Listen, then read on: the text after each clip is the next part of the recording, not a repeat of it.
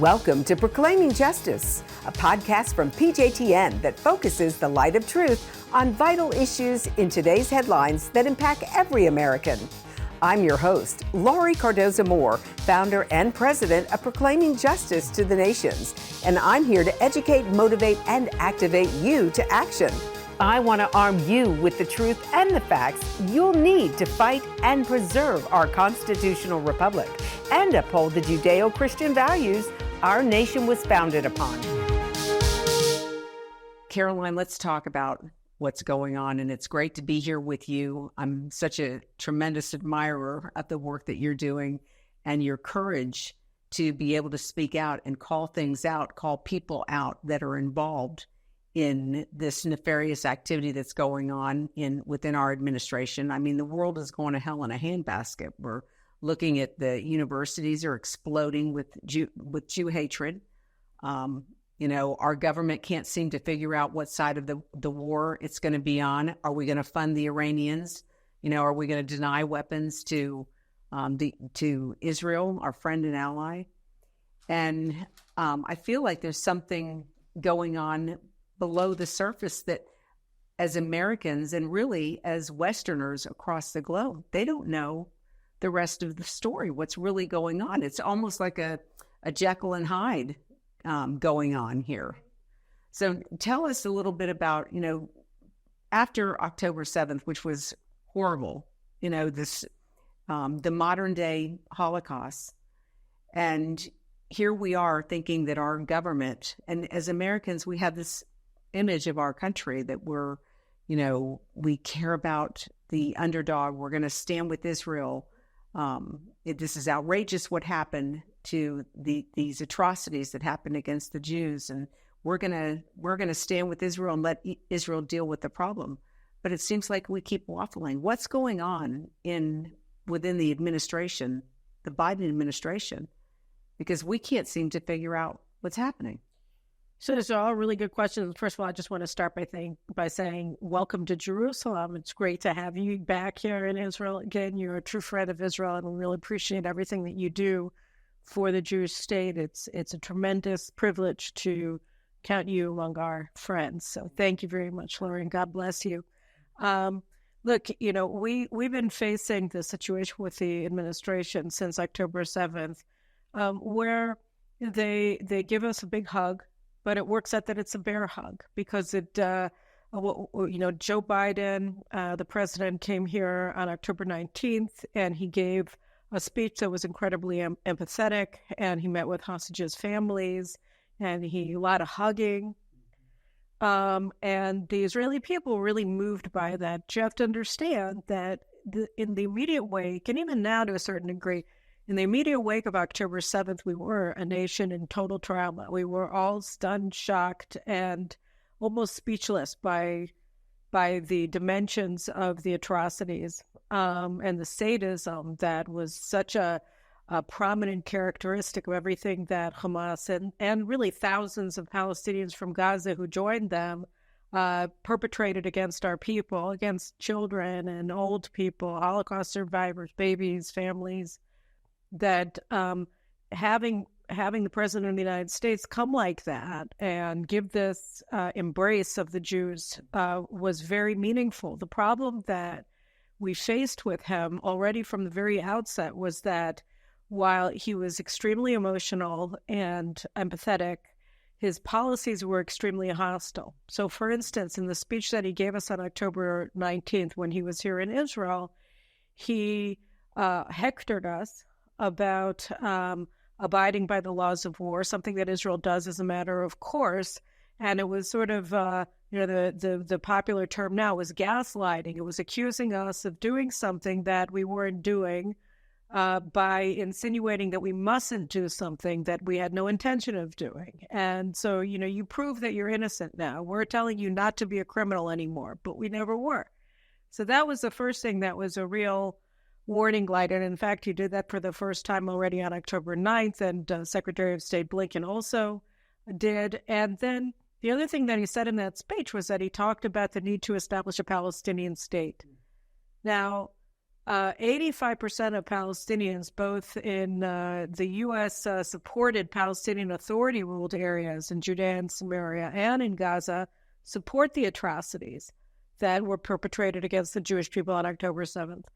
And so wherever you look, you're talking about empowering people who want to annihilate the Jews, who over 90% of them said to pollsters that they've never felt more proud of their Palestinian identity than they have since October 7th. So that, lighting entire families on fire and burning them to death makes them proud to be Palestinians. This is something that, we haven't really experienced before at this level and at this level of sympathy for sadism and mass murder and rape and everything else that we experienced that day.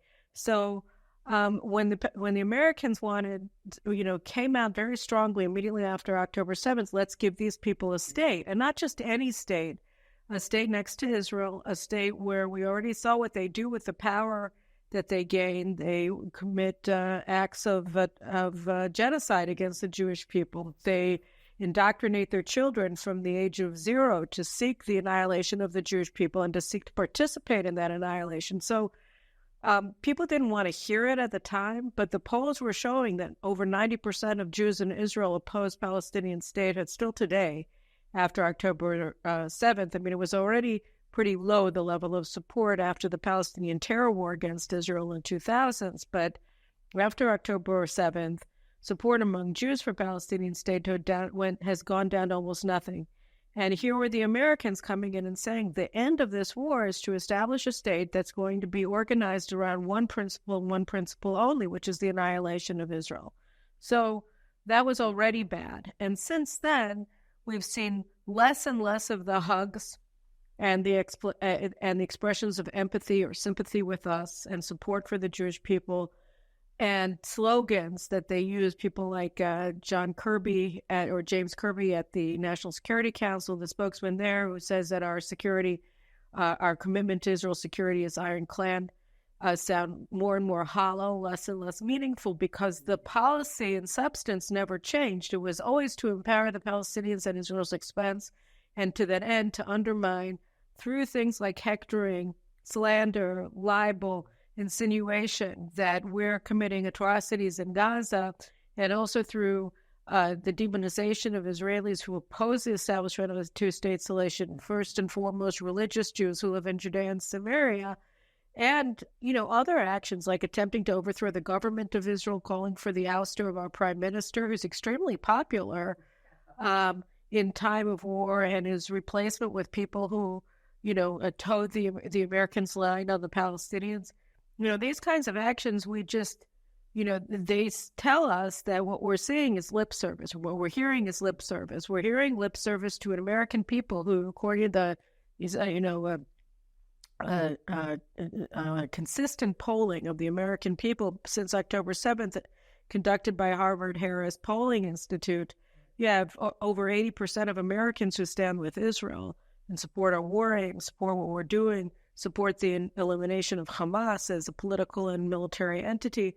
And yet, against the wishes of these 85% of the people of the United States of America, the Biden administration is, through every means possible, military embargo on weapon systems to Israel, denying us basic munitions like tank and artillery shells, Air Force ordnance for our planes. All of these things, the United States, and of course, abstaining from UN Security Council resolutions against us, apparently green-lighting actions against our leadership at the International Criminal Court, of which we are not a member, and over Israel, it has no jurisdiction. All of these actions that are being taken by the Biden administration speak to their actual policy, which is to effectively side with Iran and its terror proxies in the war that they're waging to annihilate the Jewish state. And so, we find ourselves in this very strange situation where I would argue that the Israeli people are the most pro-American people in the world in terms of the level not only of support for the United States, but of love for the American people and the United States of America that is felt by the vast majority of Israelis. the Jews in particular, less so the Arabs. And yet you're seeing a policy on the part of the U.S. government, of the Biden administration, that is antithetical to our existential interest, to our existence, to our survival. Because if we don't win this war, and we could get into this a little bit, our survival will be placed in doubt. I mean, this is not a war that, we can fight to a draw, or we can reach some sort of a peace deal afterwards, that we can appease these people. We saw it October 7th, and in subsequent actions, not only by Hamas, but also by the Palestinian Authority, which, we don't have a partner for peace. We have this group of people call themselves Palestinians who live amongst us, and they define themselves as everything that we're not. They define themselves as our enemy on all 360 degrees. Everything that we are, they negate. They're stealing our history. They're denying we have a history. They're stealing our birthright and telling us that we're colonialist interlopers from Europe. I mean, all kinds of things that are just absurd, and yet they're getting away with it in the international community because you have an American administration who apparently supports these lies. Let's talk about the comparison between, the attacks on Bibi and his administration and the attacks on Trump and his administration. There seems to be a parallel. There's all of these riots, these, rallies that are going on calling for both of them to be removed from office, even Bibi being accused because of October 7th. He should have, he knew he had information. He knew that this was going on, and then he didn't initiate contact with the terrorists immediately. He waited hours. I mean, this is what's floating around out there. Is there what's the issue with these two leaders being attacked similarly? And was Bibi aware of what was going on when October 7th happened? Now, almost to me feels like gold in my ear. Somebody knew and somebody didn't tell him, and it was a Yom Kippur all over again. And it was on Simchat Torah. So Netanyahu, we've gotten bits and pieces of the information of the puzzle about how it happened that we were caught unawares. And essentially, what we know for certain is that our general staff knew what was being planned by Hamas. They had Hamas's operational plans for invading Israel and taking mass numbers of Israelis as hostages and overrunning, they thought, one or two bases or communities. And they did not report any of this to Prime Minister Netanyahu, none. They didn't, and that was in the year before October 7th, when they first got word of Hamas's operational plan, which the IDF referred to as the walls of Jericho. That was how they called Hamas's plans, which was very similar because they did just walk right through the security fence and security wall that we built on the perimeter with Gaza. They blew it up. They used bulldozers to take it down. Who would have thought of it, right? And they had the information about it a year ahead of time, and they did not warn the Prime Minister. And then on the night before between October 6th and October 7th, they had information beginning at midnight that Hamas leaders had gone to ground under the tunnels, that they were activating thousands of Israeli SIM cards that they had there, and then later that they were moving towards the border. And so these were alerts that they received at midnight and that they received at 4 o'clock in the morning. The invasion began at 6:30, and nobody told the Prime Minister. My family, we were on vacation in the Golan Heights during the holidays, a holiday of Sukkot, and we went up camping in the north. And Netanyahu and his wife, Sarah, were also staying at a hotel very close to where we were.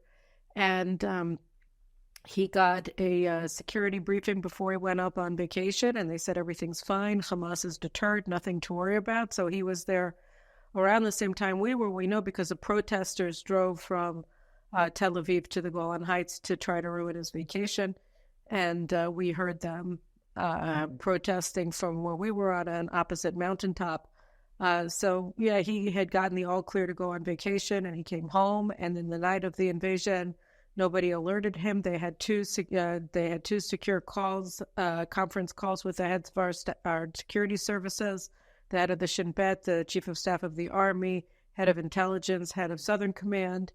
And they did not inform either the defense minister or the prime minister of Israel that this was happening. So it was the failure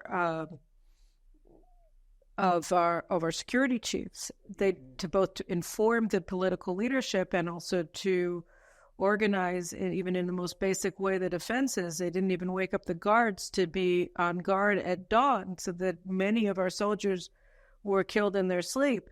And of course, they took our girl soldiers. They massacred the observers who were female soldiers, and the ones that they didn't massacre, they took as hostages to Gaza. There were only 2 survivors of an entire unit.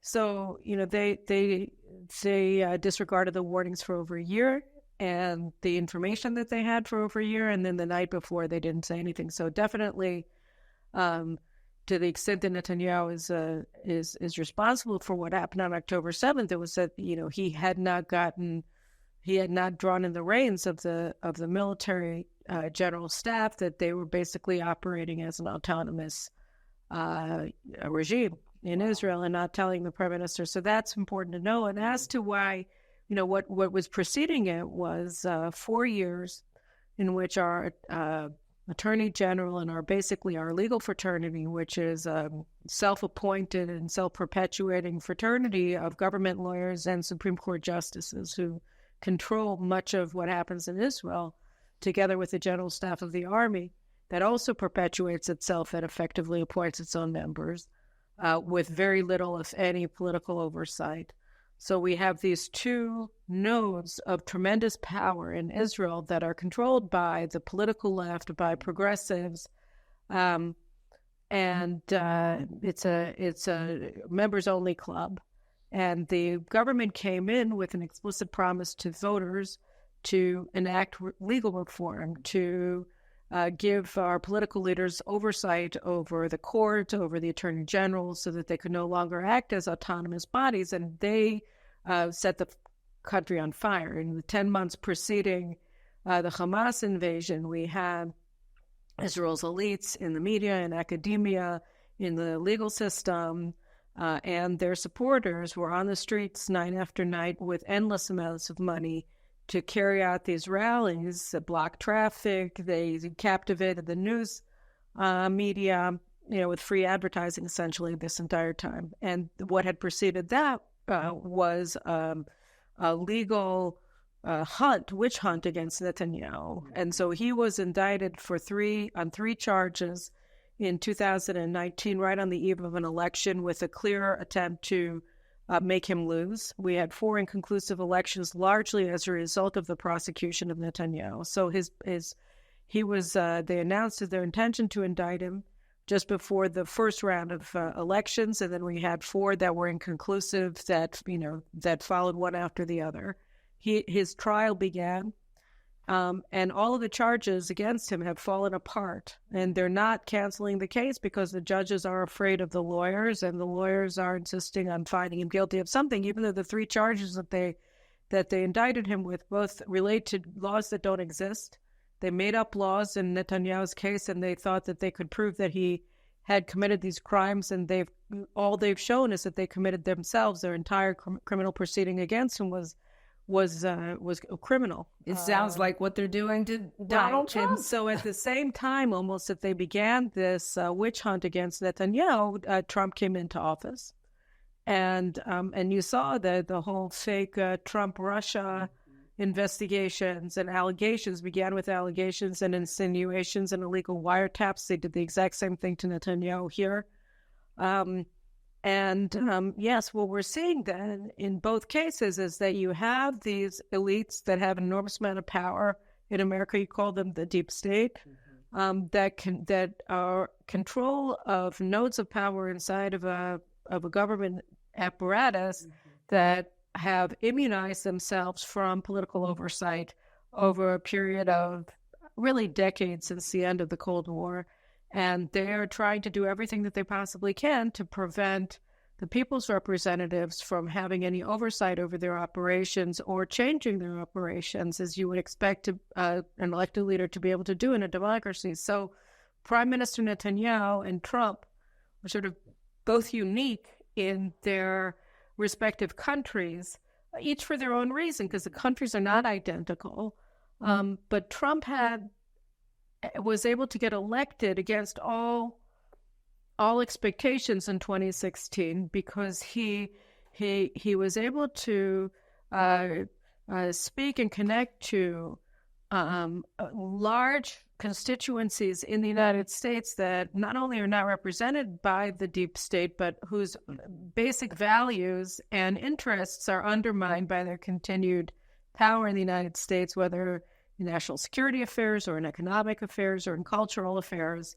And the same thing is true with Netanyahu, because he takes a different view of Israel than the deep state does. He believes in national sovereignty and independence, and because they're tied very much to the deep state in the United States, they want Israel to be completely dependent on the United States strategically in order to advance their own political interests. So we've faced very similar battles in both countries, and it's not surprising that a lot of these forces also drink from the same well in terms of financing and other things. So a lot of I think it just came out in the American media this week that the Pritzker family, which is one of the largest donors to Joe Biden and to Democrats, has been behind a lot of the funding of the anti-government operations, the demonstrations here. The same is true with George Soros, has also been funding a lot of the operations, the opposition demonstrations here. And obviously in the United States, you have that as well. So, a lot of these are just a handful of multi-billionaires who are funding a lot of chaos and mischief and social programming and other programming in the United States and Israel and in other countries in the Western world to advance an agenda that the vast majority of the people in Israel, whether, like I said, it was a Palestinian state or the United States, on a whole slew of issues from immigration to gender engineering and other things, are completely rejected by the vast majority of Americans. Yeah, it's shocking to see the similarities of what both of our countries are dealing with, and this deep state that is involved, entrenched in trying to control world governments, especially what I consider the two most powerful, Israel and the United States of America. So, it brings to mind another issue that comes up. And one of the issues that I hear from people, and these are conservative groups that I speak to. And one of the things they'll bring up is the whole issue with COVID and Pfizer, and basically using Israel as the petri dish to be able to exploit what they were doing. They convinced the population that a large number of people were getting the COVID shot, believing that this was the important thing to do. Can you elaborate on what happened? And because there was also a time when there was like a card that they were like a vax card that people would, carry around like a passport to show that, they had been vaccinated. What is the correlation between Pfizer and what happened with the government? I don't think that in Israel, in the case of Israel, there is one. I think that here you just have a cultural disparity in terms of how Americans and Israelis see medicine and government's role in medicine. And I also think that a lot had to do with a sense of who is making the decisions and whether you have trust in the authorities that are making them or not. Israel has socialized medicine, and it works very well here. We have an excellent medical system, and it certainly works better than the hybrid system that you have in the United States. American medical system was fantastic when it was private because it suited the cultural DNA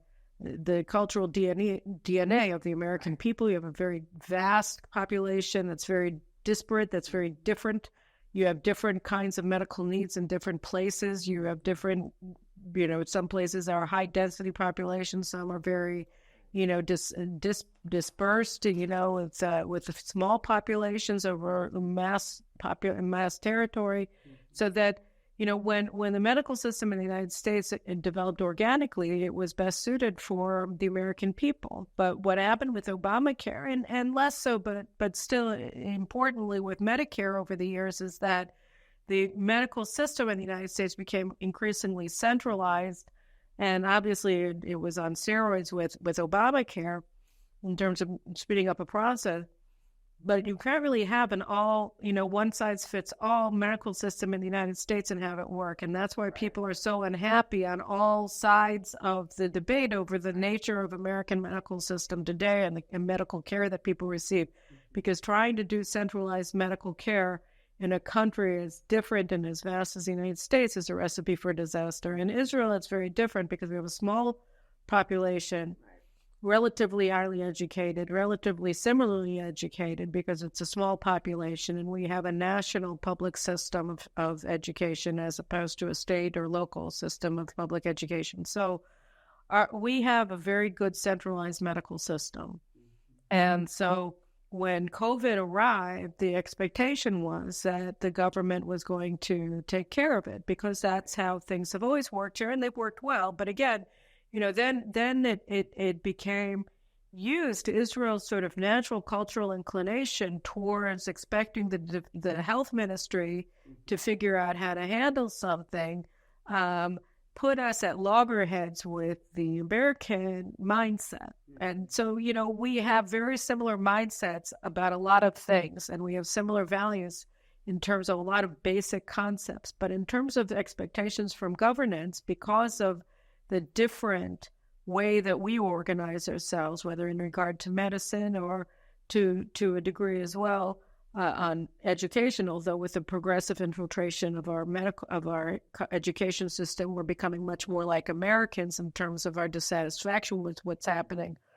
So I think that set us off on a clash. And obviously, Netanyahu's first inclination was, well, if there's this disease, then let's get a vaccine for it. Let's fix it. So that people can get back to work. You're saying that it's not going to be safe to open up our factories again, to open up our schools again, to open up our society again until, people are free of this vaccine, that this disease that you're telling us is life-threatening is going to stop being infectious. So obviously the same thing that Trump said.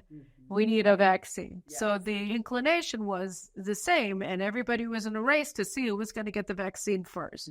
And so Netanyahu ran to Burrell, I think is his name, the CEO of Pfizer, and he explained how this could work with the Israeli medical system, which is centralized, and why it would work for us and how they could get their vaccine data very quickly, if they used us that way. And there was a sense that we were amazing. Like, we were extremely proud of ourselves that we got to be the first country vaccinated. And then, and there was a lot less doubt among the Israeli people about whether this was the proper course. And obviously this is a big problem because we were faced with something that was totally new.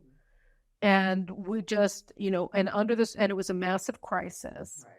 And under the circumstances, you have this idea, well, the experts are going to lead and they know the best because this isn't a political issue. This is just medical issue. And if the medical science is telling you that this works, then let's just do it. And, there were questions about it that were big that people weren't answering. In my case, as a mother of two sons in school, young school-age kids at that time in elementary school, I was most worried about the issue of the heart muscle. And they were saying that there was this infection and it could really kill young boys if they took it.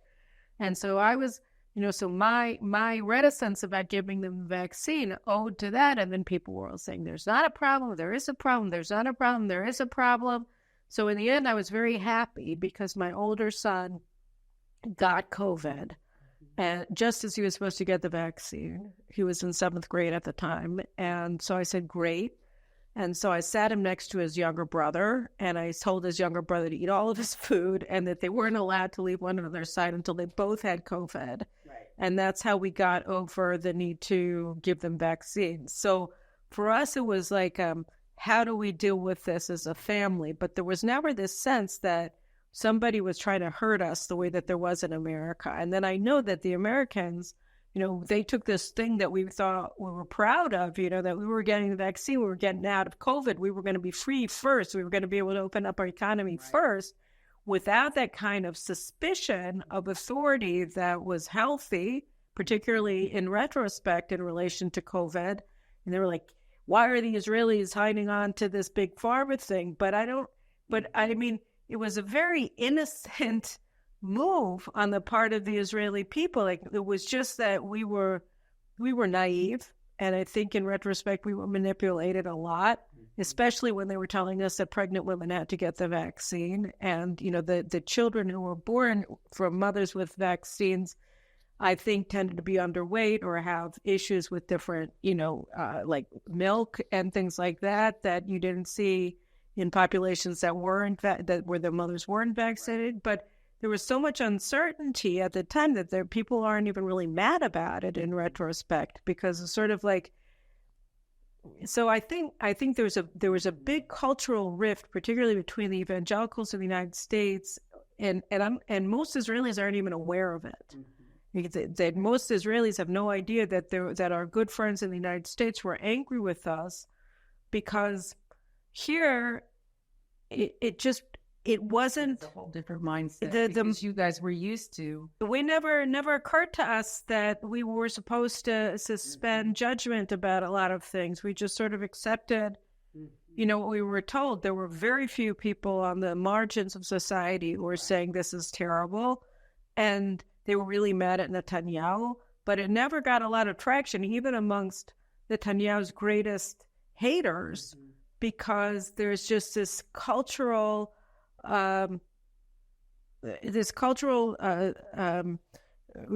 much more centrally organized society culturally because we're Jews, right. So we're overwhelmingly Jewish. So the sense is just the suspicion of authority on this basic issue of public health really just didn't exist here. Right. So I think I was taken very much by surprise, and I consider myself a very good cultural bridge between Israelis and Americans, with a level of hostility that Americans felt towards Fauci and towards everyone. It was only after several months of the pandemic that we even understood that there was a big fight going on, and in the meantime, a lot of our very good friends in America had gotten very angry with us, and we didn't even know what we were like, how we were even supposed to have a conversation about it. So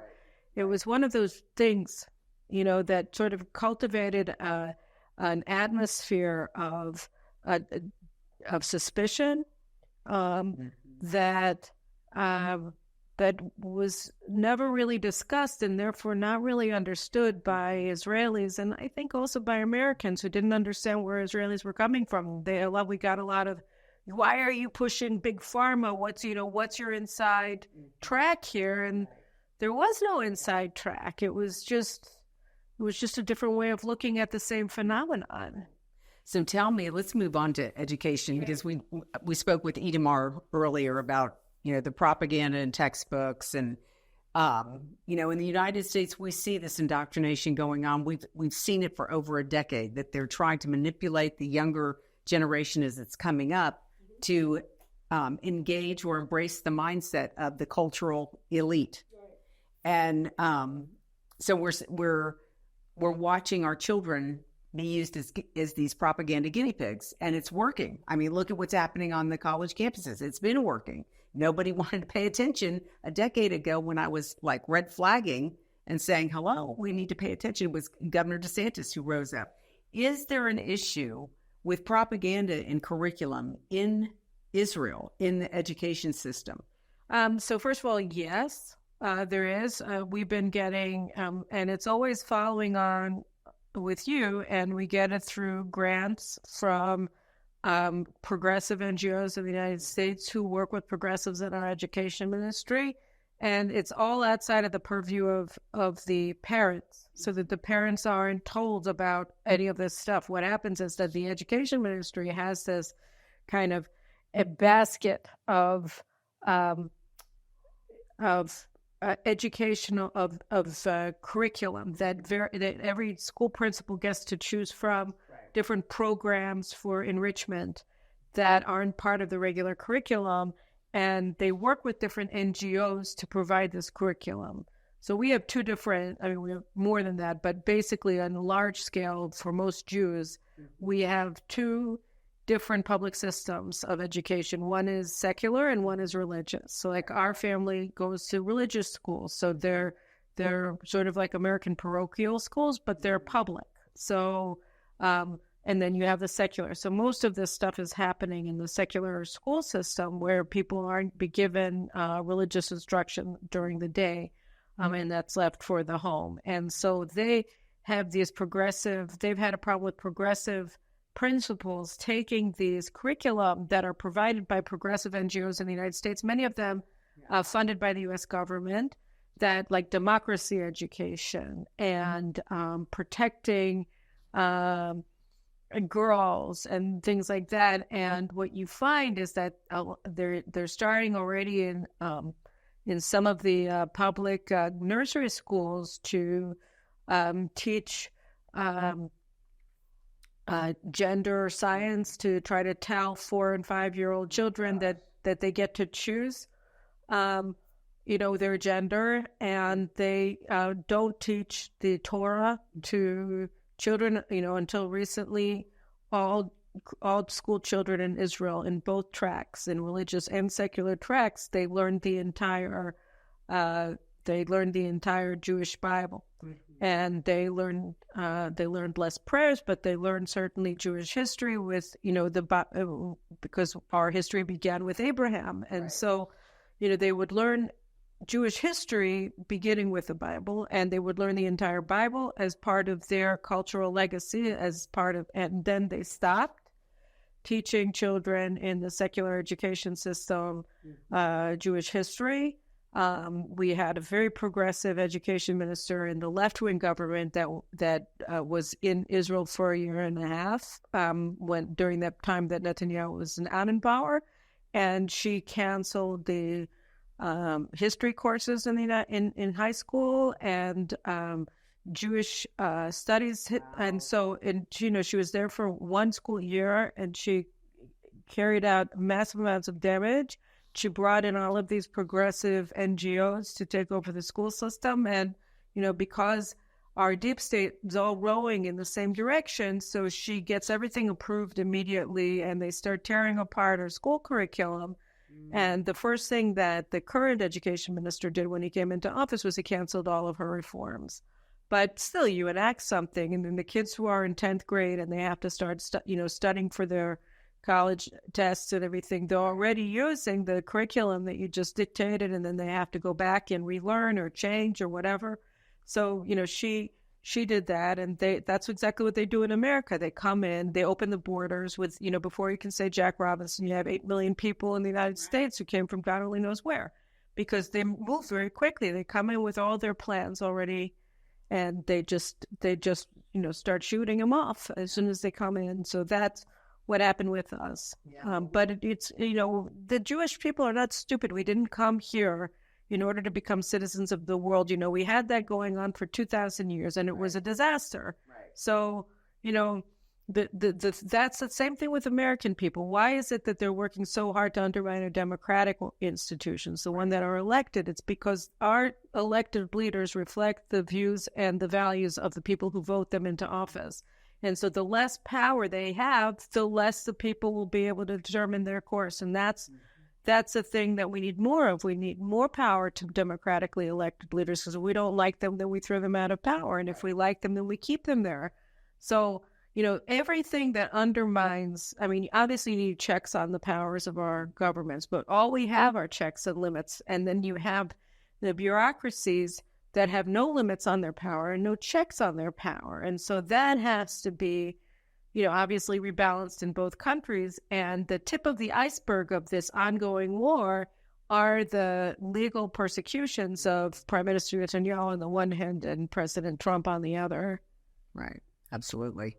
So as we wrap up our interview, is there anything else that came to your mind that you want to say? And, what would you say to Americans? Because, America, the evangelical Christian community is very supportive of this administration, the prime minister. We see it as a witch hunt that he's going under, or they're going after him just like they're doing to Trump. What would you want to communicate to the American people about the importance of this strong relationship that our two countries, despite the different administrations and their policies that were anti-Israel, what would you say to the people of America about the importance of this relationship that we have always had since Israel's rebirth as a nation? So I think it's very important for people to realize that this is also about them. That, this isn't a foreign war happening in some faraway land that doesn't have anything to do with the United States. Because we were talking about it on this just over the last Sabbath. I don't know how we got we were always talking about what's happening in America and how Biden is undermining our war effort. So it's just like this, thing that's in the air all the time because people are so upset about it. But, when we're looking at the violence on campus, and who stands behind this? This is Muslim students in America. It's Hatem Bazian, who's the head of Students for Justice in Palestine. And he worked for the Holy Land Trust Foundation, which funded Al-Qaeda, that funded at 9/11, that funds Hamas. These are Hamas front organizations that also work with Al-Qaeda and with ISIS and with all of these groups that declared war against the United States. And they're funding these demonstrations. Soros is funding these demonstrations. The Ford Foundation is funding these demonstrations. You're talking about demonstrations in America and here in Israel? In America. And you're looking at this pact, this partnership between the progressives and the Islamists to bring down the United States. And, this is terror money. This is progressive money. That is why all of the messages on every campus, it's pretty amazing, from coast to coast, across the country, over 140 campuses are now on fire with anti-Semitism in the United States. They're also burning the American flag. But one of the most important things is that they all are doing the exact same thing. The messages are uniform across the board. The tents are uniform. The posters are uniform. The demands are uniform. And it's all being centrally guided. And when they call for death to Israel, they're also burning the flag. They're also calling death for America. Mm-hmm.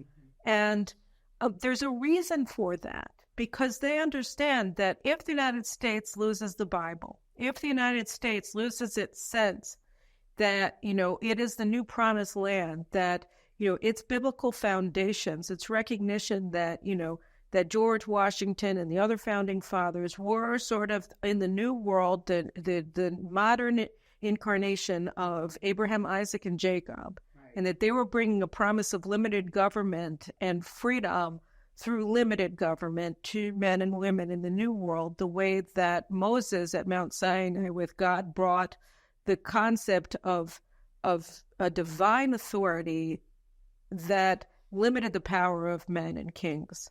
That Pharaoh couldn't exist at the same time on an earth that has the presence of God, because Pharaoh considered himself to be all-powerful. And so when you look at the parallels in the founding of the United States and the way that it was inspired by the Bible, and you understand that, then you understand that this effort on the part of the progressives and the Islamists to deny the biblical roots of the people of Israel, of the Jewish people, of the necessity of a Jewish state in our world today, and of the rights of the Jewish people to sovereignty in our land, then you recognize that they're attacking Israel because they understand that we are the little Satan, as Ayatollah Khomeini in Iran said. The United States is the big one. You get to the big one through the little one.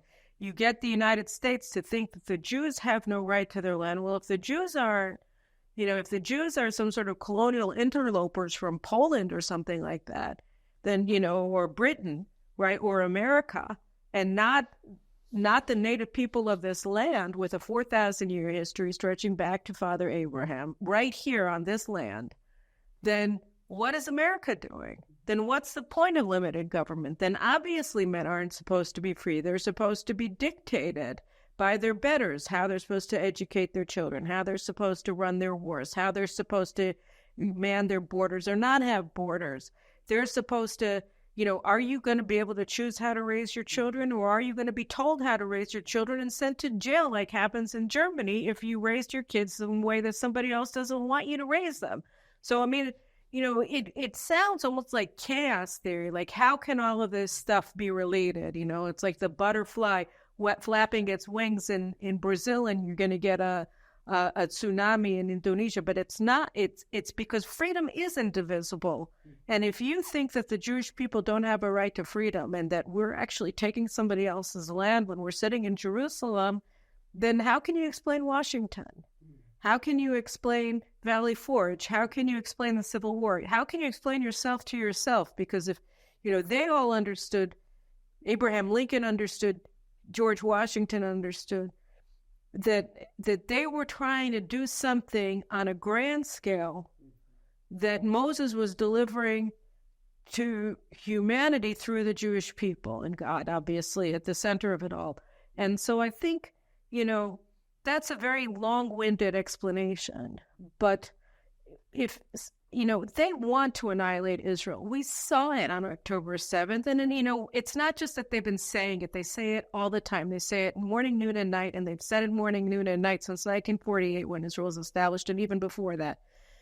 So they've been saying it forever. They've been waging war against us forever. They've been carrying out terrorist attacks forever. But we saw what it looks like. We saw what the end looks like on October 7th. We got a taste of the end on October 7th. And since then, we've been trying to kill these people and destroy their ability to harm us and destroy their ability to do this again, because they promise that that's what they're going to do. And they promise it on Columbia University campus, the same as they promise it on the streets of Gaza. And so, we're talking about an enemy that shows what he's doing, educates his children to do it.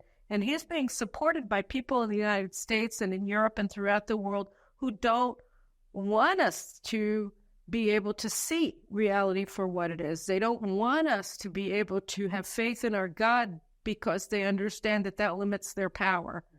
And so I think that here is the battle for civilization. It's happening here. And, I know that Christians support Israel. We get it in the polls, and I feel it in my bones.